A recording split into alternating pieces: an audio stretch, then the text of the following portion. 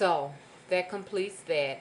And so I would like for us to become, another thing we need to do is to become one with nature. In any way that you possibly can, become one with nature. If it's just looking up at the sky and being able to have a talk with the clouds. If it's a sunny day and it's beautiful, just talk to the blueness of the sky. It's a beautiful thing to connect yourself with nature, because that's what we are. Our physical bodies, no matter who you are, no matter what you look like and where you come from, your physical body is a part of the earth. We're just borrowing it for a moment. And so for us to go and connect with that nature, it is so beautiful. Go outside, talk to a flower. If you see a bush, acknowledge that bush, you know. If you see a tree, kiss the tree or put your arms around that tree.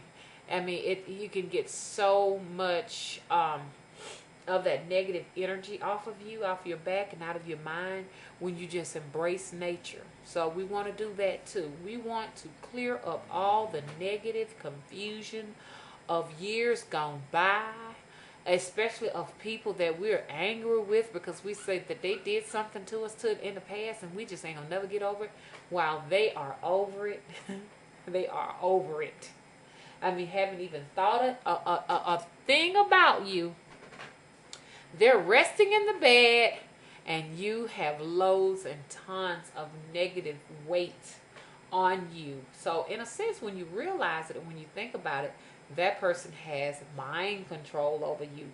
We do not want no one that has done anything negative to us to have any mind control over us, because when we are mind control, we feed energy to them.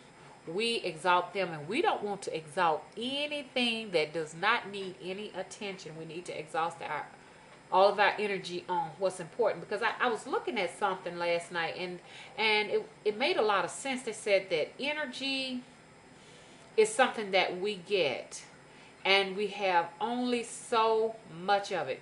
It's something that we get from the mother, or from the earth, from the elements, or wherever energy comes from.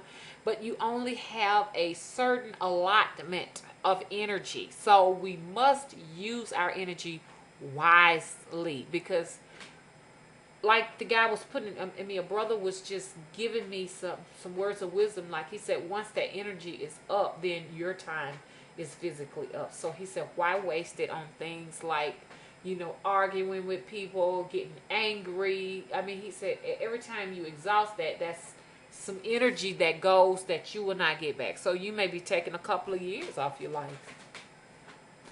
and you can be using that for something for your own fulfillment, your enjoyment, or something to help someone else out with that's positive. So we got to realize that we have to be resourceful with whatever we get, as far as terms of energy. So that's one other thing that we want to do. We want to keep that in mind. And we talked about the soul doll. We putting energy into the soul doll, or allowing the spirits to use those dolls, because that's actually like giving you a way, like, I won't use the word prop, but just giving you a way to be able to look at your spirit guides, or actually being able to visualize your sacred ancestors and all those good spiritual people out there. So it gives them a home to live in. And a lot of times, I hear people say, oh, but, I feel so bad, knowing that they are stuck there, and everything. But everything, we must realize, has a spirit in it. Everything does. I mean, even a tree has a spirit in it. And in a sense, we can say, oh, but the tree is stuck there. But actually, it isn't. It isn't, because, everything around us is an illusion. And you think you're going somewhere, and you're really not going anywhere. It's just an illusion of your thought, your mind. And someone was talking about the fact that, do we exist? And that's a whole nother video. Do we really exist? Or are we in the world by ourselves? Each person that we look in the eyes of, are we really looking at someone else, or are we looking at ourselves? But anyway, that's a whole nother video.